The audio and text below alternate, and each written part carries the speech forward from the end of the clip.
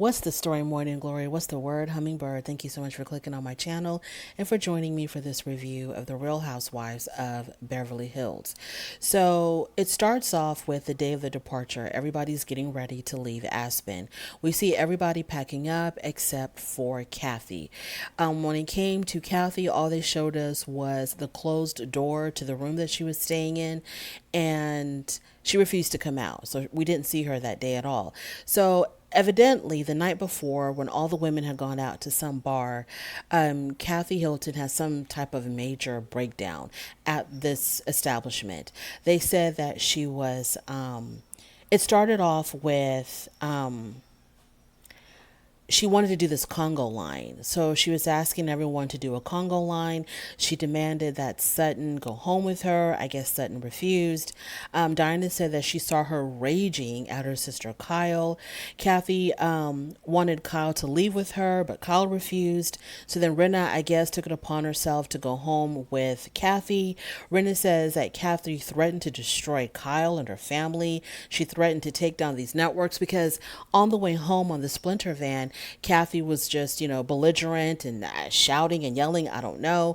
And then when they got to the house, Kathy started throwing things and she was jumping up and down on her own sunglasses and she was, screaming and yelling all kinds of things. And Rinna said that she had to basically barricade herself in her room because she was so scared of Kathy. And as all of this is happening, from the time that they left the bar to the time they got to the house, Rinna was busy texting Erica, giving her like a play by play of what was going on with Kathy.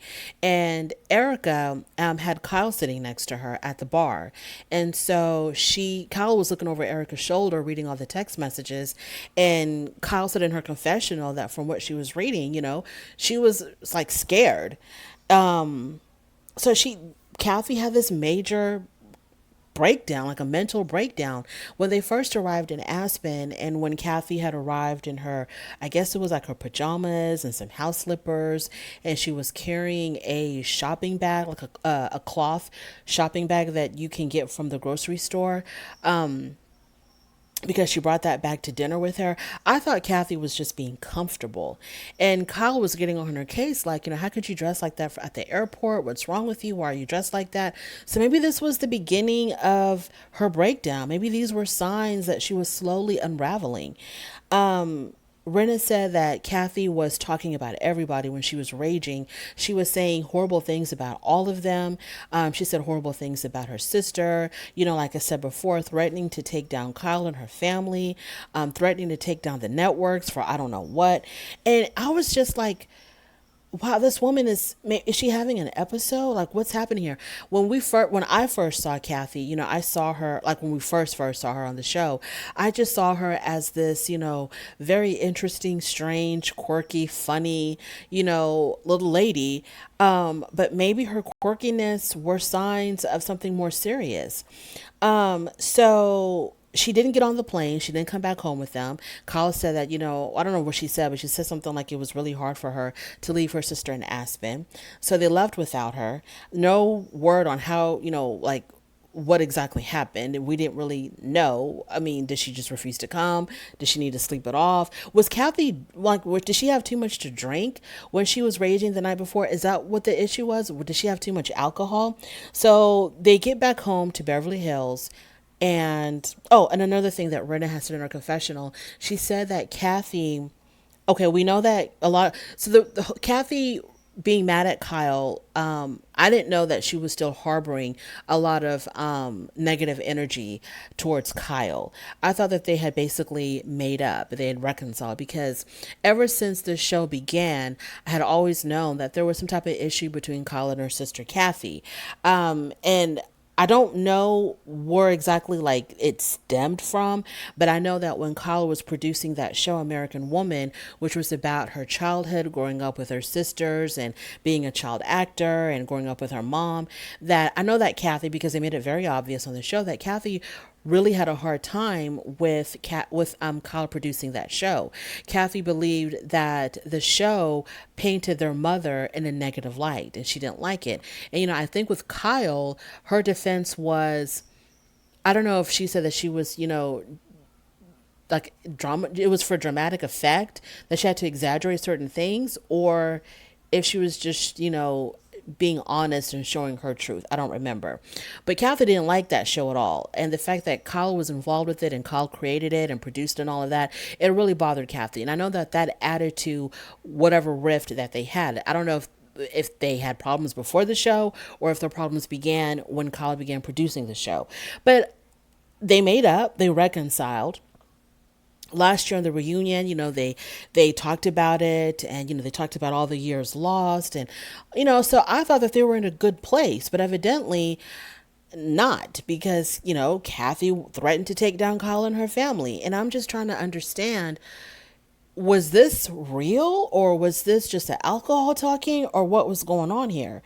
Renna says that even though Kathy has a lot, she has it all, Kyle still has more.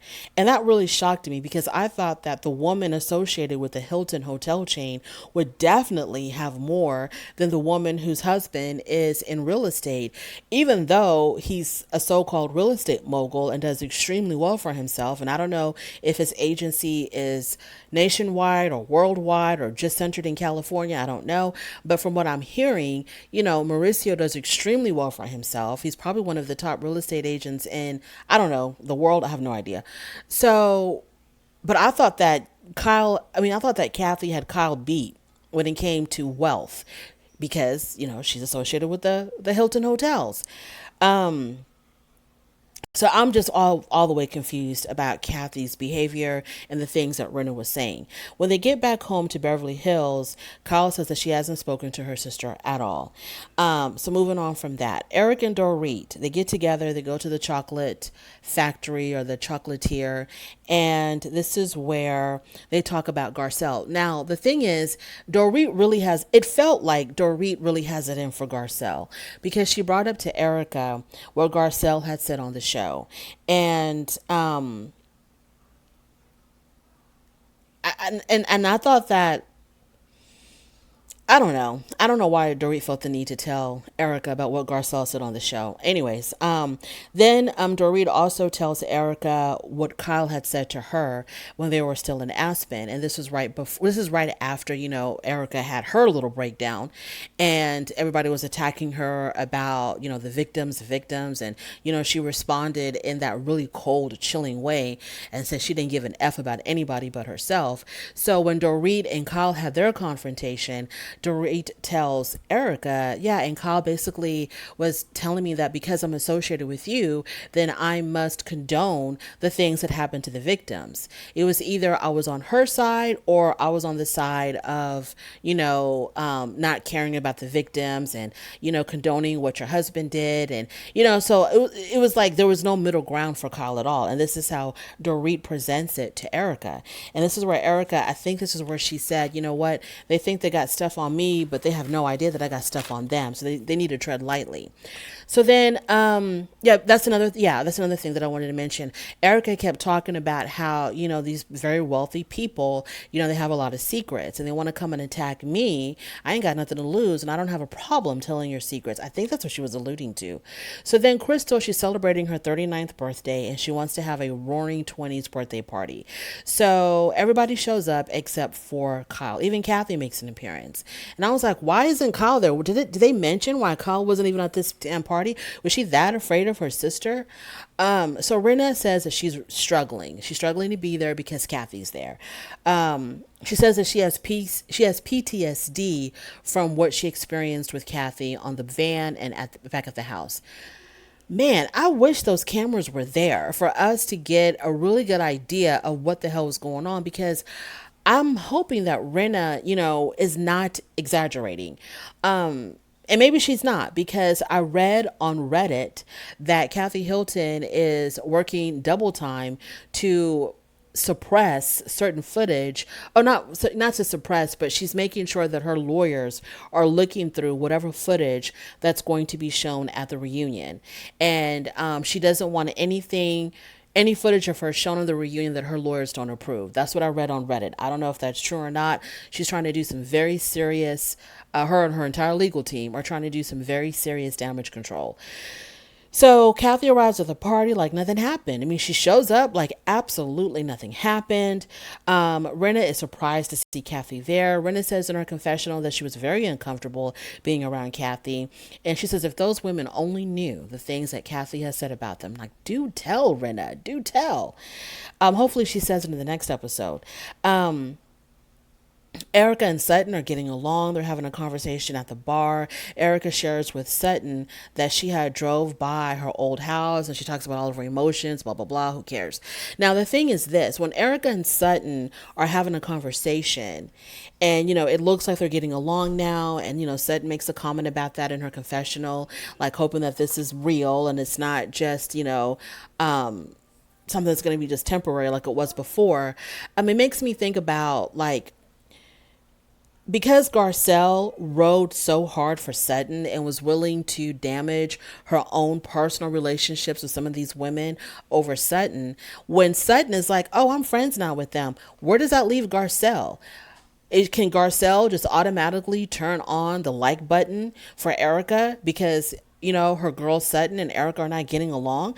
Or does Garcelle still hate Erica and doesn't want to associate with her? But now it's super awkward because your BFF is now friends with someone that you made into an enemy over your BFF. That's why I feel like Garcelle should never have been involved with fighting Sutton's battle and acting as Sutton's PR agent and trying to, put out all these little fires to help protect Sutton. Sutton is a grown woman. She can handle herself. I think that Garcelle should have proceeded with trying to be friends with everybody because Sutton, to me, Sutton looks like someone who really wants to be part of the in crowd.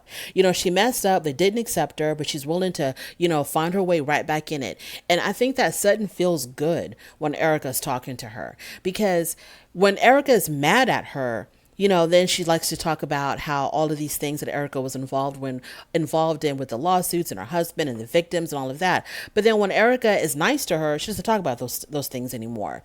And I mean, I don't really see her for Sutton myself, but I'm just like, Garcelle, what are you going to do now? Because you and Erica got into it, and now, anyways, moving on. So while her and while Erica and Sutton are having a conversation about Erica's old house, Kathy comes in and she interrupts them. Right, she interrupts her conversation, and she interrupts her conversation to ask Erica, why does she outline her lips so far outside the line? And she says, Kathy says, because I've noticed a lot of women are doing that. They're like putting in these exaggerated lines around their lips to make their lips look bigger than they actually are. And Erica was like, I don't know, that's just what my makeup artist. And I thought that this is so bizarre. What a bizarre conversation. Sutton and Erica are sharing this moment, this emotional moment about Erica's old house, and here comes Kathy with some nonsense. Completely threw off the vibe of the conversation. Moving on from there, Dorit thinks that Erica should feel hurt about what Garcelle said on TV, because Dorit said, if it was me, if I was Erica, I would be upset about the things that Garcelle said. But Garcelle didn't say anything that Erica didn't already know. I mean, Garcelle said that, she should give the damn earrings back. I don't think that she said anything that Erica didn't know of how Garcelle felt about those damn earrings. So Renna decides that she can't take it anymore. So she leaves. And she says, I have seen the devil, and the devil's name is Kathy Hilton. And I'm just like, damn, is Renna being overly dramatic, or was it really that bad? This outburst of Kathy Hilton. Renna alludes that Kathy is just putting up a front, that she's just being fake. Whatever she presents to the world is not the real Kathy Hilton. And I'm like, Renna, girl, please spill all of the tea. Erica and Garcelle have a conversation. Erica tells Garcelle, I just wish you would have given me a heads up, because when we were in Aspen together, you had already recorded the television show where she talked about Erica's earrings. And so she said, when we were in Aspen, I thought we were in a really good place. And I thought that would have been a moment for you just to give me a heads up. Garcelle said that she apologizes for that. And Erica says, you know what? It's totally okay. And I wonder if Dory was disappointed in that. So then Crystal announces that Renna left. She comes down into the parlor, and she says that Crystal I mean, she says that Rinna had left because of what happened in Aspen. And she doesn't mention Kathy directly, but everybody understands what she's talking about. Kathy says in her confessional that she thinks Rinna left because she's dealing with the death of her mother. And she believes it's got nothing to, Rinna leaving the party has nothing to do with her. You see, this is the quirkiness that I'm talking about. Is she quirky like this because she's really just like a funny old lady? Or is she there's something really going on here? Because how could she think that Rinna could not have been affected by how she acted unless Rinna exaggerated how she acted? Erica steps away. Oh, okay. So then Erica steps away because somebody told her, I forgot who, I think it was Garcelle, had mentioned to Erica, why don't you try calling Rinna? So she steps away. She goes into another room and she goes in there with Diana. She calls Rinna, but Rinna doesn't answer the phone. And they said this is very unusual of Rinna to not answer the phone. So she must have really been affected by Kathy Hilton. And so then Erica tells Diana that she's over the double standard. If they're going to hold her to the cross about how she acted the night where they talked about, the victims and all of that. If they're going to hold her to the cross, they need to hold everybody else to the cross as well for their inappropriate behavior and the inappropriate things that they say. They better give Kathy the business and interrogate her just like they did Erica. So Dorit announces to everybody that now she's leaving the party. She's, I got little kids. I have little kids. I'm leaving. But she doesn't leave. She just goes looking for Erica. She's very attached to Erica.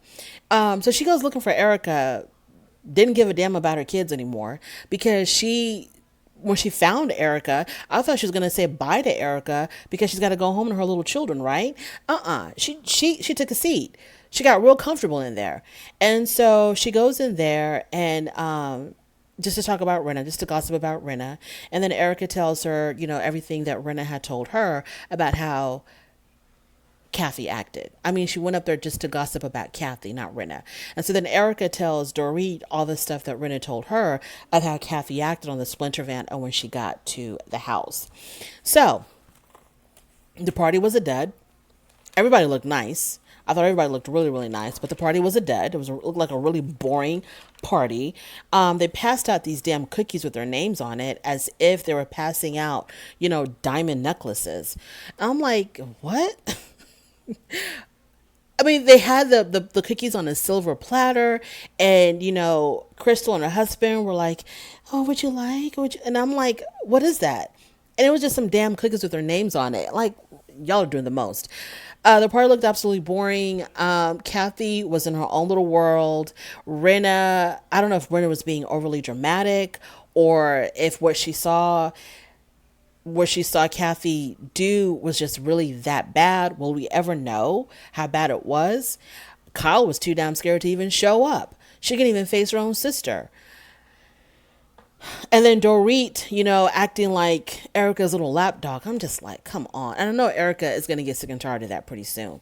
I don't think Erica likes, hangers on. People are just hanging around her all the time. I don't think Erica likes that. But anyway, that is my review of The Real Housewives of Beverly Hills. Thank you so much for joining me. On your way out, please don't forget to rate the video. And if you like this content, please subscribe. And I will definitely talk to you later. Bye.